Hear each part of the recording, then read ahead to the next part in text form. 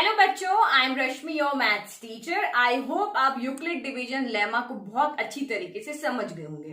तो लेमा तो हमें समझ में आ गया कि वो एक स्टेटमेंट बेस्ड है, प्रूवन स्टेटमेंट है, जिससे कि हम हमारे दूसरे क्वेश्चंस उसकी हेल्प से हम सॉल्व करते हैं। मैथ्स में हम बहुत बार ऐसा करते हैं कि कोई प्रूवन स्टेटमेंट का यूज करके हम बाकी के क्वेश्चंस या बाकी की प्रॉब्लम्स को हम सॉल्व करते हैं।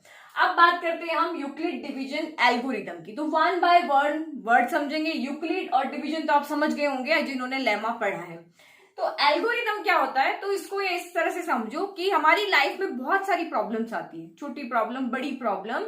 तो उन प्रॉब्लम्स को सॉल्व करने का कोई प्रोसेस होता है, ठीक है। हर चीज हम लाइफ में जितने भी काम करते हैं उन सभी काम को करने का एक स्टेप बाय स्टेप प्रोसेस होता है।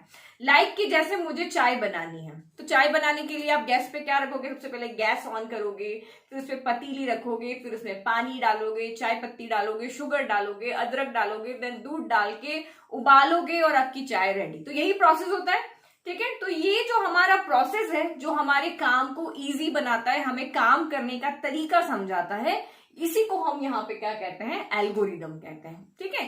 तो एल्गोरिदम का क्या मतलब हो गया? Well defined steps. किसी भी काम को करने के जो वेल डिफाइंड स्टेप्स होते हैं, पहले से हर काम के करने के अलग अलग प्रोसेस होते हैं, या उसी को हम यहाँ पे क्या कहते हैं? एल्गोरिदम कहते हैं।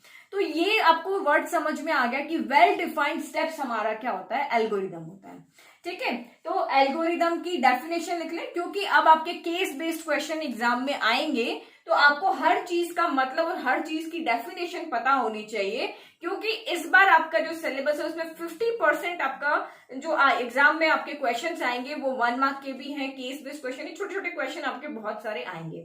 तो एक एक टर्म आपको यहाँ पे क्लियर होनी चाहिए। लेमा की डेफिनेशन, एल्गोरिदम की डेफिनेशन, इनकी डेफिनेशन, यूक्लिड डिवीजन, लेमा का क्या मतलब है, तो ये सब चीज आपकी कंसेप्ट क्रिस्टल क्लियर होनी चाहिए। तो पहले हम यहाँ पे इस एल्गोरिदम की डेफिनेशन लिख लेते हैं। तो ये हमारी डेफिनेशन हो गई कि algorithm is a well defined steps which gives a procedure for solving problem. तो किसी भी जनरल डेफिनेशन है कि किसी भी प्रॉब्लम को सॉल्व करने के लिए जो वेल डिफाइंड प्रोसीजर होता है, वो वेल डिफाइंड स्टेप्स होती है, उसको हम यहाँ पे एल्गोरिदम कहते हैं, ठीक है। अब ये तो हो गया एल्गोरिदम की बात। अब नेक्स्ट है डिवीजन एल्गोरिदम। तो डिवीजन एल्गोरिदम आपका यहाँ पे क्या होता है? तो ये जो यूक्लिड डिवीजन एल्गोरिदम है, ये डिवाइड के ऊपर बेस्ड है। तो ये यूक्लिड ने क्यों बनाया था? तो ये उन्होंने बनाया था 2 नंबर का HCF फाइंड करने के लिए। तो कोई भी नंबर को अगर हम डिवाइड करते हैं तो उसका भी प्रोसीजर होता है, कोई भी 2 नंबर होने चाहिए। लाइक कि हमने लास्ट एग्जांपल में लिया, 2 नंबर हैं, 2 से 13 को डिवाइड करना है तो 2 का टेबल आना चाहिए। 2 के टेबल में 13 नहीं आता बट 12 आता है। देखो 12 भी आता है, 10 भी आता है, 8 भी आता है, लेकिन हमें इससे जस्ट छोटा वाले दिखने होते हैं। तो 2 के टेबल में 13 आता है, 13 नहीं आता, 12 आता है 6 टाइम, तो यहाँ रखो। देन आप 12, 6 2 12 होता है, तो यहाँ रखो। देन सबट्रैक्ट करो, ये आ गया यहाँ पे। तो एक डिवाइड का भी यहाँ पे क्या होता है? एक प्रोसीजर होता है। तो यूक्लिड ने यहाँ पे क्या किया? इस डिवाइड की हेल्प से उन्होंने ये बताया कि वो किन्हीं भी 2 नंबर को डिवाइड करके और उसका HCF फाइंड कर लेते हैं। उन्होंने हमें ये तरीका बताया कि हम कोई भी 2 नंबर है उसका HCF फाइंड करना है, तो हम इसी तरीके से डिवाइड करके और उनका HCF फाइंड कर सकते हैं। तो इसीलिए इस एल्गोरिदम को हम यहाँ पे क्या कहते हैं? Division algorithm. तो बहुत सारे प्रोसेस है जिसके लिए यहाँ पे एल्गोरिदम होती है, लेकिन यूक्लिड ने हमें ये जो एल्गोरिदम दी है, ये 2 नंबर को डिवाइड करके उनका HCF फाइंड करने का जो प्रोसीजर होता है, इसीलिए इसको हम यहाँ पे डिवीजन एल्गोरिदम कहते हैं। तो यूक्लिड डिवीजन एल्गोरिदम का क्या यूज है आपका इस चैप्टर में? तो यूक्लिड डिवीजन एल्गोरिदम की हेल्प से हम यहाँ पे किन्हीं भी नंबर का HCF फाइंड कर सकते हैं। 2 नंबर, 3 नंबर, तो हम किन्हीं भी नंबर्स के HCF को फाइंड करने के लिए डिवीजन एल्गोरिदम आपको यहाँ पे दी हुई है। और ये आपकी क्या है? स्टेप बाय स्टेप प्रोसेस है इसके अंदर। पहले आपको क्या करना है, फिर क्या करना है, थर्ड में आपको क्या करना है। तो ये सारी स्टेप्स को आपको यहाँ पे याद रखना है। अगर आपको एग्जाम में क्वेश्चन आता है कि आप इन 2 नंबर का HCF फाइंड करो by long division method of Euclid division algorithm, ठीक है। तो यूक्लिड डिवीजन एल्गोरिदम की हेल्प से अगर हमें HCF फाइंड करना है तो कैसे करेंगे? तो कोई भी 2 नंबर हम यहाँ पे लेते हैं, लाइक कि अभी हम सिंपल नंबर यहाँ पे लेते हैं, ठीक है। तो सिंपल नंबर मैंने लिया, लाइक कि मेरे पास 2 नंबर है, हम इसको एग्जाम्पल से समझ रहे हैं अभी, ठीक है। तो लाइक मेरे पास एक नंबर है 9, दूसरा नंबर है 12, ठीक है। तो स्टेप बाय स्टेप प्रोसेस है हमारा, वेल डिफाइंड स्टेप्स, यहाँ पे पहले से हमारी स्टेप्स क्लियर है। तो पहली स्टेप यहाँ पे क्या होती है कि आप इन दोनों नंबर में से चेक करो कि कौन बड़ा है कौन छोटा है। जो नंबर बड़ा है उसको यहाँ पे डिवाइड के अंदर रखना है। ये यहाँ पे जो नंबर बड़ा है वो हमारा डिवाइड के अंदर जाएगा और जो नंबर छोटा है उससे हम डिवाइड करेंगे। यानी कि जो नंबर बड़ा है वो आपका क्या बन रहा है, डिविडेंड बन रहा है, और जो नंबर छोटा है वो आपका क्या बन रहा है, यहाँ पे डिवाइजर बन रहा है। ये फर्स्ट स्टेप हो गया। तो कहा कि ये फर्स्ट स्टेप आपको यहाँ पे हमेशा ध्यान रखनी है कि बड़े नंबर को छोटे नंबर से डिवाइड करना। फिर उन्होंने क्या कहा, अब आप डिवाइड करके देखो। ये हमने डिवाइड किया, 9 के टेबल में 21 नहीं आता, लेकिन 21 से छोटा 20 नहीं आता, तो यहां से 9 2 हमारा क्या हो गया, 18 हो गया। ये हो गया 18। फिर यहाँ माइनस करते हैं, 18 21 में से 18 गया तो यहाँ पे 3 बच गया। ठीक है, तो अब देखो ये रिमाइंडर आपका छोटा है, ये हमारा ये वाला डिवाइड यहाँ पे फिनिश हो गया।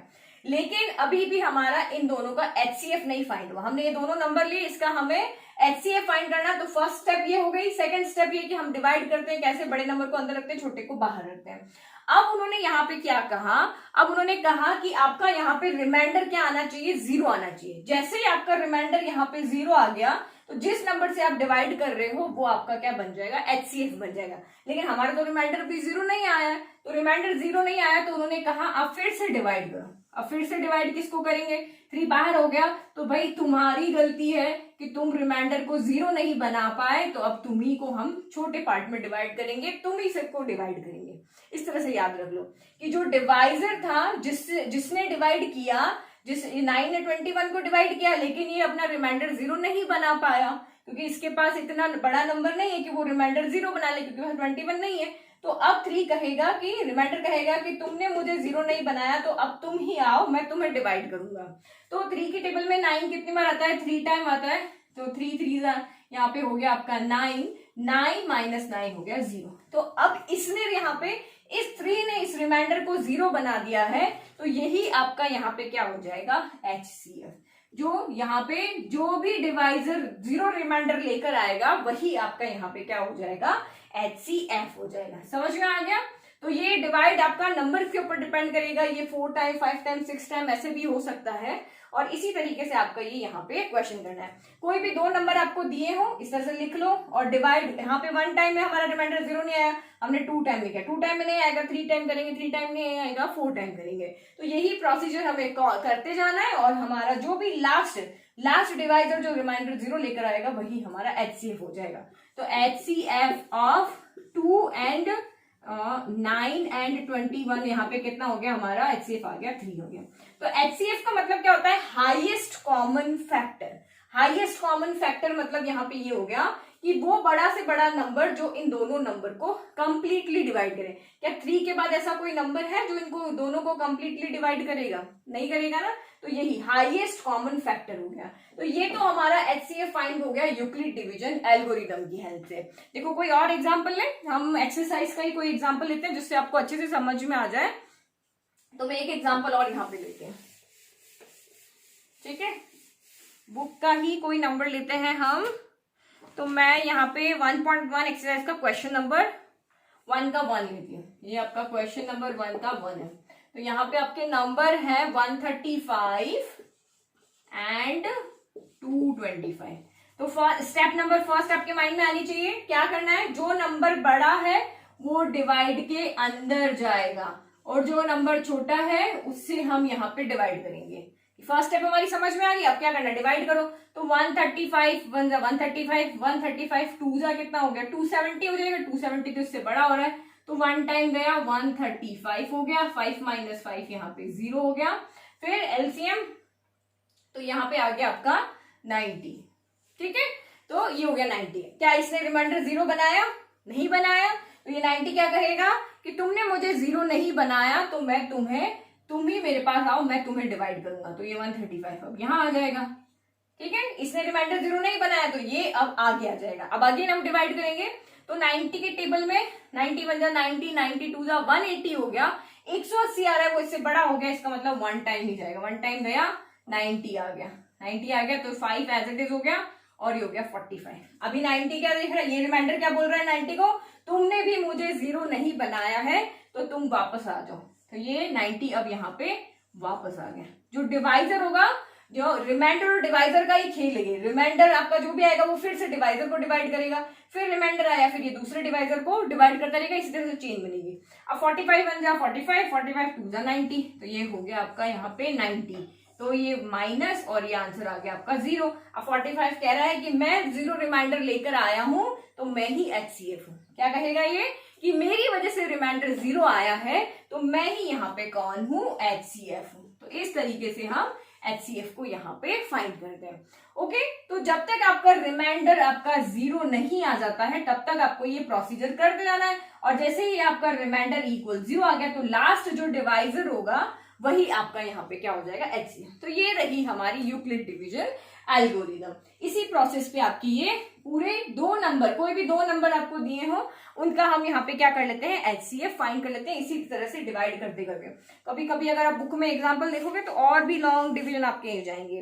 तो इसके नेक्स्ट वीडियो में हम देखेंगे फंडामेंटल थ्योरम ऑफ अरिथमेटिक क्या होता है। छोटे छोटे कंसेप्ट आपको यहाँ पे याद रखने हैं। और देखो मैंने आपको इसमें नंबर्स के बारे में बताया था पूरा 1.1 का इंट्रोडक्शन, अगर आप देखोगे तो रियल नंबर, आपके यहाँ पे natural number, whole number, even number, odd number, integers हो गए, फिर आपके रैशनल हो गए, इरैशनल हो गए, रियल नंबर हो गए। तो ये सब आपको यहाँ पे इंट्रोडक्शन में बहुत अच्छे से समझा है, वहां आप इसको समझ लेना, ठीक है। और नहीं समझ में आया है तो मुझे आप बताओगे तो मैं उस पर फिर से एक वीडियो यहाँ पे बना दूंगी, क्योंकि वो हमारे पेपर वीडियो, ये हमारे यहाँ पे क्या बोर्ड पे फेस वीडियो, तो मैं इजीली यहाँ पे आपको एक्सप्लेन करके बता सकती हूँ, ठीक है। तो 2 टॉपिक हमारे क्लियर हो गए हैं, एल्गोरिदम वाला, Euclid division algorithm, Euclid division lemma. अब इससे रिलेटेड क्वेश्चंस आप करो, कुछ एग्जांपल तो हम कर चुके हैं। अब इसके अलावा आप जो बुक के एग्जांपल है, बुक की एक्सरसाइज आप सॉल्व करो, आप एनसीईआरटी एग्जाम्पलर में से क्वेश्चन सॉल्व करो, आरडी शर्मा में से सॉल्व करो। जहां भी कोई डाउट होता है तो आप मुझे पूछ लो, ठीक है। Thank you.